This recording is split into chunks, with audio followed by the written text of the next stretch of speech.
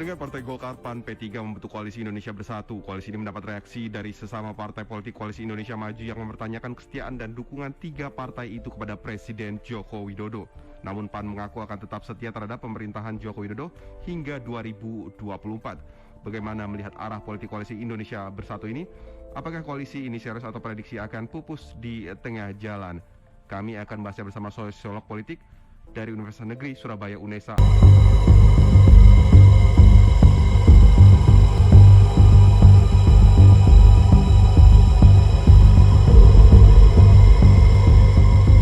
Dari Universitas Negeri Surabaya UNESA, Agus Mahfud Fauzi.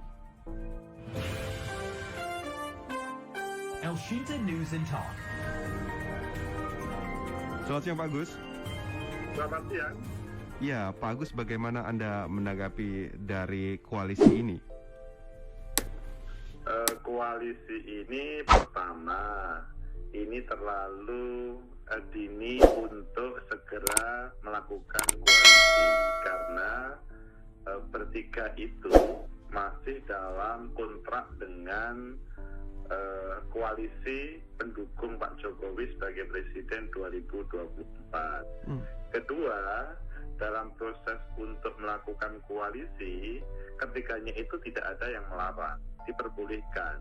Namun, tahu-tahu ada sebuah keputusan koalisi, itu mungkin semuanya menjadi terbelalak semuanya. Kok bisa ya? Tidak ada basa-basi, tidak ada preambul, tahu-tahu ada sebuah keputusan kita berkoalisi.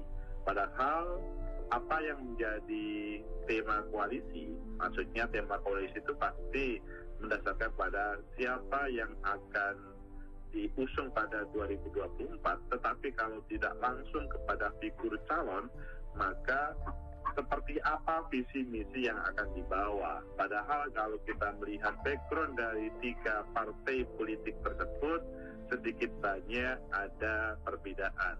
Kemudian yang ketiga, hal ini di internal pun juga agak mengagetkan. Maksudnya beberapa orang internal pun juga tahunya sudah ada sebuah keputusan. Berdasarkan hal itu semua, menurut saya koalisi ini adalah bukan sesuatu yang dilarang, bukan tidak diperbolehkan, namun hal ini terlalu dini. Begitu. Ya, Pak Agus, apakah langkah ini bisa dikatakan seperti mungkin mau cek ombak seperti itu? Ya, ada beberapa hal yang diprediksi terkait dengan hal ini. Pertama, mungkin tes ombak itu ya, bahwa bagaimana ketiga partai itu, Golkar, PAN, P3, menghadirkan sesuatu yang bagaimana respon publik, khususnya teman-teman dari partai politik yang ada, dan lebih khusus adalah respon dari pemilih secara umum. Apakah kehadiran koalisi yang belum ada simbol calon dan simbol visi misi itu mempunyai atau menjadi magnet tertentu enggak terhadap semua itu. Kedua, seandainya tidak tes ombak, maka memang ini adalah sebuah dinamika yang dihadirkan oleh ketiga partai politik tersebut, di mana pada kesempatan ini waktu pilpres itu 32 tahun, namun di sisi yang lain masih belum ada yang ada sebuah keputusan untuk mengarah ke fokus. Mereka agak sungkan-sungkan untuk menampilkan itu. Di lain sisi, Pak Presiden menyampaikan pada 3-4 hari yang lalu, ayo kerja fokus pada tugas pokok dan fungsinya. Jadi dua hal itu minimal, kemudian bisa dijadikan prediksi mengapa ini adalah hadir. Begitu, Mas. Iya, ini tentunya juga menjadi pertanyaan mengenai pemerintahan yang sekarang berjalan, karena memang meskipun tadi PAN mengaku tetap setia, tetap saja ini ada mungkin akan mengganggu jalannya pemerintahan saat ini, Pak Agus. Kalau berbicara selalu setia terhadap pemerintahan ini, maka pada proses untuk melangsungkan selanjutnya itu pasti akan ada komunikasi dengan para pendukung partai politik, maksudnya pendukung Pak Jokowi. Apakah hal itu prosesnya secara formal ataupun non formal. Sehingga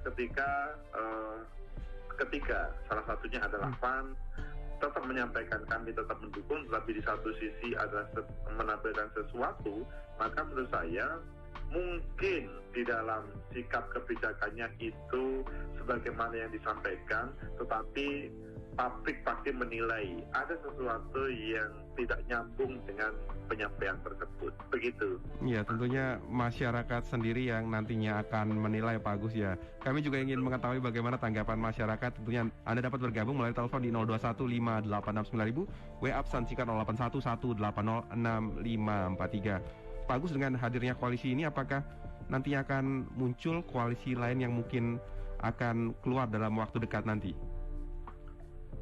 Kemungkinan besar akan muncul koalisi-koalisi lain, meskipun di dalam koalisi Golkar, PAN dan P3 ini saya belum yakin betul ini sebuah koalisi sampai 2024. Yang fix ya, belum fix ya. Saya belum yakin betul karena prosesnya itu terlalu cepat. Padahal sekali lagi yang saya tahu, maksudnya Partai Golkar itu sudah mempunyai calon yang sangat kuat ditampilkan, Pak Erlangga Hartarto. Kemudian kalau kita melihat P3 sering berkomunikasi tentang Pak Anies Baswedan. Kalau PAN kemarin terakhir pada waktu halal mendekati Pak Sandiaga Uno dan mungkin lebih cair lagi. Tetapi kalau melihat seperti ini kan sekali lagi belum tentu hal ini sampai 2024. Namun kalau pertanyaannya apakah ini akan memunculkan koalisi lain, pasti iya. Namun hal itu semuanya merupakan produk dari dinamika politik yang ada, dan hal itu tidak salah dalam dunia politik. Nanti yang sah terkait dengan koalisi itu ketika KPU sebagai penyelenggara pemilu memberikan kesempatan kepada partai politik ataupun gabungan partai politik untuk mendaftarkan calon atau pasangan calon Pilpres di 2024, begitu. Iya, ini yang menjadi pertanyaan juga masyarakat tentunya bertanya-tanya calonnya siapa nanti kira-kira ya. Ini ada pendengar sudah bergabung dari Tangerang, ada Pak Dadi. Selamat siang Pak Dadi. Selamat siang Bung Dwi. Iya, silakan. Selamat siang, salam sehat. Saya mengikuti apa yang disampaikan Pak Agus. Baik Pak Dadi. Ya, jadi yang saya tahu sekarang ini kan koalisi kan baru ketahuan 3 ya, dari Golkar, PAN sama PKB. Nah, apa mungkin nantinya itu akan tambah lagi yang berkoalisi? Seandainya nanti berkoalisi itu sudah permanen sampai 2024, pertanyaan saya begini Pak Agus, siapa yang akan dijadikan presiden nanti yang disponsori 3 partai itu tadi? Apakah mungkin dari salah satu dari partai itu, atau mereka nanti berebut, atau nanti bagaimana? Jadi mestinya kan legowo kalau memang sudah berkoalisi jauh-jauh harus dipikirkan dulu. Jadi jangan sampai nanti pecah di tengah. Ini kan masalahnya kan kalau dari jauh kan sudah ketahuan nih. Dari sekarang sudah koalisi kan masih 2 tahun. Jadi istilahnya harus sudah ada permanen nanti ini. Siapa yang akan dicalonkan dari 3 itu? Menurut Pak Agus, kira-kira siapa ini Pak Agus? Terima kasih. Terima kasih Pak Dadi. Tadi saya juga bertanya-tanya. Sebelum dijawab ini kita ke Bogor, ada Pak Umar. Selamat siang Pak Umar. Selamat siang Pak Agus. Silakan. Selamat siang Pak Umar. Iya, jadi kami ini kadang gimana ya, dengan adanya koalisi-koalisi jelang pemilu ini kadang ada rasa kekhawatiran. Konsentrasinya terlalu penuh terhadap permasalahan pemilu, permasalahan koalisi, permasalahan kepentingan partai, kepentingan kelompok, sehingga kepentingan rakyatnya agak terabaikan. Jadi memang ini menimbulkan rasa apatis di kalangan masyarakat terhadap kinerja pemerintah, juga kinerja DPR, karena orientasinya pada kepentingan kelompok, kepentingan politik partai. Apakah ada tawaran begitu mungkin dari koalisi kawan-kawan ini bisa menggugah apatisme kita gitu, karena memang terus terang kami ngerasa seperti hidup di negara tanpa aparatur negara. Terima kasih. Terima kasih Pak Umar ya di Bogor. Sebelumnya dari Pak Dadi di Tangerang, Kemudian saya sambung juga dari WA Pak Asri di Tangerang, menyampaikan koalisi yang dibangun Golkar P3 PAN, koalisi keren karena mengakomodir kalangan nasionalis Muhammadiyah dan Nahdlatul Ulama, tinggal capres yang diusung harus yang laku dijual. Ini kata Pak Asri melalui WA. Silahkan ditanggapi Pak Agus. Terima kasih. Pertama dari Pak Dadi ya. Iya. Siapa calon yang akan ditampilkan sampai hari ini memang ketika partai tersebut belum memutuskan siapa calon ataupun pasangan calon yang dihadirkan. Yang pasti sebagaimana yang saya sampaikan awal tadi Pak Dadi, pertama Partai Golkar di beberapa tempat itu menampilkan Pak Erlangga Hartarto sebagai calon presiden. Begitu juga P3 dan begitu juga PAN mempunyai sikap tersendiri. Hal ini tidak mudah untuk menghadirkan siapa yang akan mewakili itu semuanya. Jangan sampai koalisi ini sebatas hanya sebagai lolos persyaratan sebagai peserta pemilu atau capres-cawapres, dan itu mungkin hanya menjadi boneka dari pasangan lainnya. Jangan sampai itu terjadi. Cukup pengalaman pahit itu tidak terulang lagi. Namun untuk menemukan apa yang menjadi pertanyaan Pak Dadi itu tentunya super serius. PAN, P3, Golkar harus menangguhkan egoismenya sehingga kemudian menghadirkan pasangan calon yang merupakan kebutuhan bersama. Jadi dalam bahasa saya sampai hari ini belum deal, apalagi PAN, P3 juga menyampaikan, ayo siapa yang ingin bergabung silakan. Kalau memberikan kesempatan partai politik yang lain untuk bergabung, menandakan bahwa siap untuk menerima. Salah satunya adalah aspirasi siapa yang menjadi calon ataupun pasangan calon dari partai lain. Kemudian yang kedua adalah dari Pak Umar, bagaimana menumbuhkan optimisme atau menggugah optimisme. Jadi sebetulnya Pak Umar, kehadiran koalisi kalau ini terjadi dan selanjutnya menghadirkan sesuatu solusi siapa yang menjadi capres yang menjadi solusi bangsa, cawapres yang menjadi solusi bangsa, itu sebetulnya solusi terkait dengan menggugah optimisme dari masyarakat yang sekarang ini lagi sudah tidak percaya misalkan terhadap keberadaan perjalanan politik atau terkait dengan elit politik yang ada. Jadi figur-figur yang bisa menjadi optimisme itu seharusnya dari ketiga partai itu menjadi jawaban. Taruhlah pada waktu dahulu, kita ingat di 2024, di 2004, Pak SBY itu adalah jawaban terkait dengan suasana kegalauan pada waktu itu. Begitu juga pada waktu di 2014, Pak Jokowi adalah jawaban kegalauan.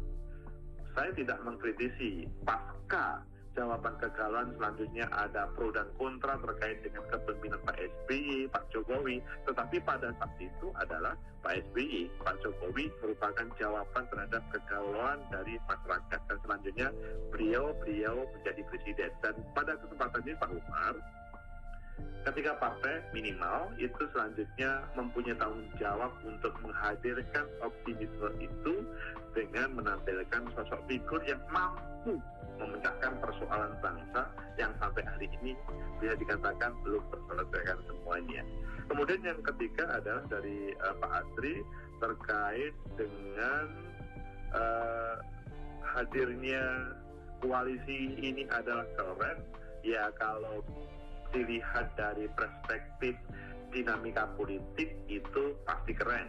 Tetapi kalau dilihat dari sebuah keputusan politik mungkin sebaliknya, ini terlalu cepat dan mungkin orang tidak sebegitu cepat percaya. Dan bahkan ini adalah menjadi semacam yang akan meledak ketika partai tersebut selanjutnya tidak bisa bersinergi memutuskan siapa yang menjadi calon dari masing-masing tersebut. Begitu Mas. Ya, jika tidak ada atau istilahnya untuk memutuskan ya siapa calonnya akan diusungnya, mungkin apakah juga akan prediksi mungkin ya bubar di tengah jalan saja Pak Agus?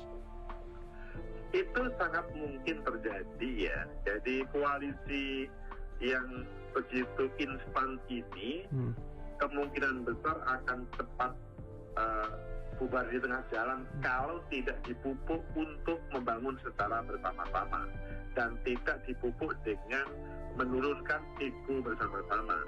Begitu juga tidak dipupuk untuk bagaimana merekrut partai politik yang lain yang akan mampu menambah semacam support suara untuk kepentingan bersama tadi. Karena kalau ngomong persyaratan sebagai 20% mungkin iya, tetapi bahwa sebagai pemilih yang selanjutnya harapannya adalah minimal 50% plus 1 supaya tidak menjadi permasalahan, maka ini tidak mudah. Dan modal 20% itu kalau dibiarkan saja ya tetap hanya 20%, karena ini 23% misalkan.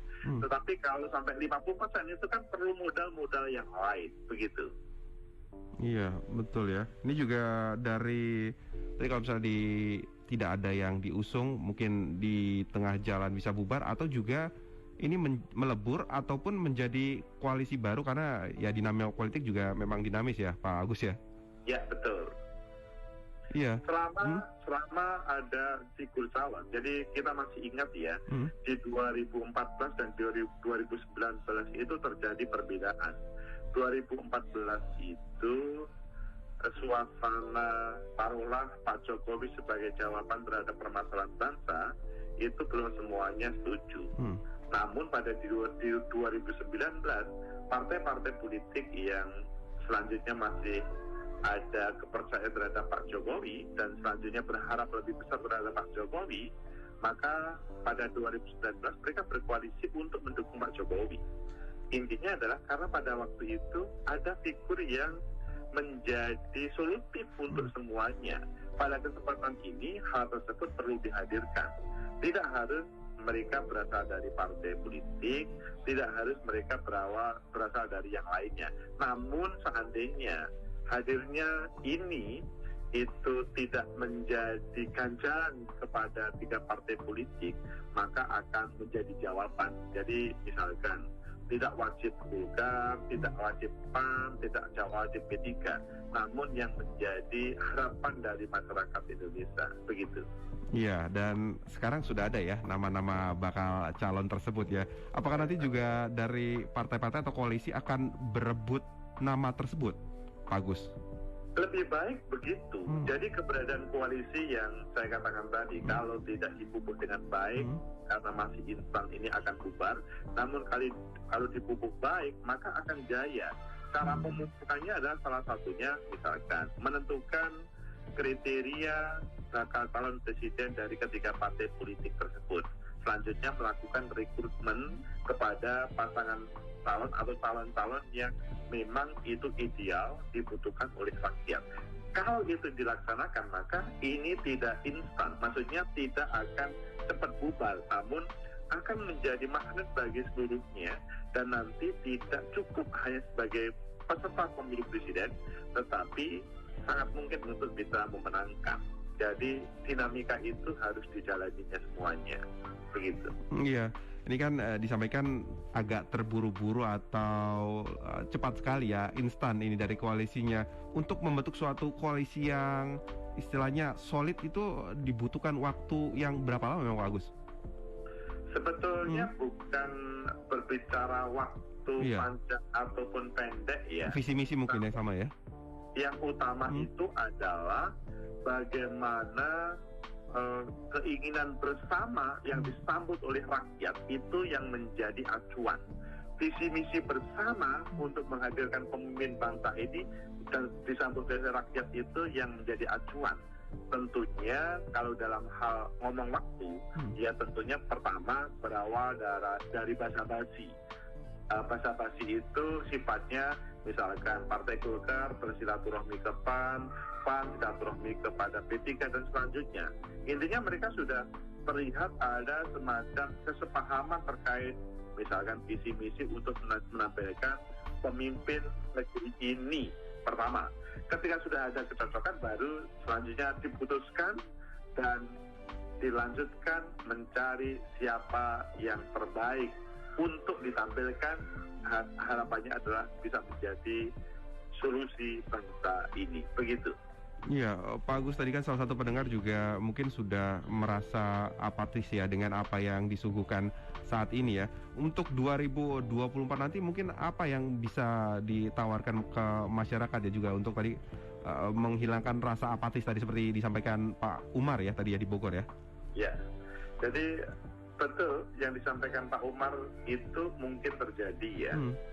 Pada waktu 2004 masyarakat itu sangat berharap bagaimana negeri yang pertama kali pemilu presiden dilaksanakan dipilih oleh rakyat itu selanjutnya kesejahteraan, keadilan itu hadir. Akhirnya pada waktu itu yang terbaik adalah Pak SBY. Yeah. Selanjutnya pada perjalanannya tentunya beberapa partai politik yang menjadi oposisi dari pemerintah memberikan kritikan tajam terhadap kebijakan Pak SBY. Dan selanjutnya pada 2014 muncul sosok Pak Jokowi yang merupakan jawaban hal itu.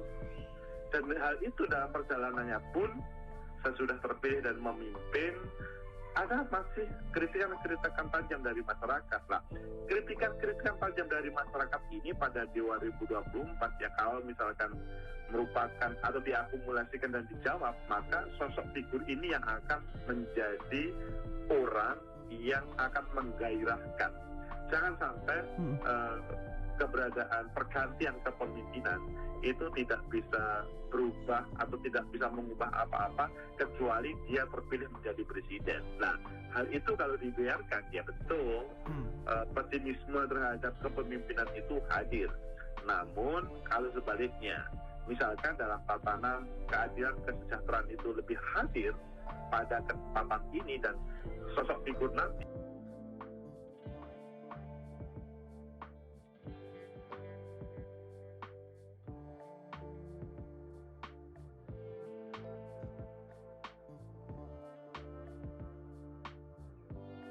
dengan ukuran nilai dolar terhadap rupiah pada kesempatan nanti semakin membaik.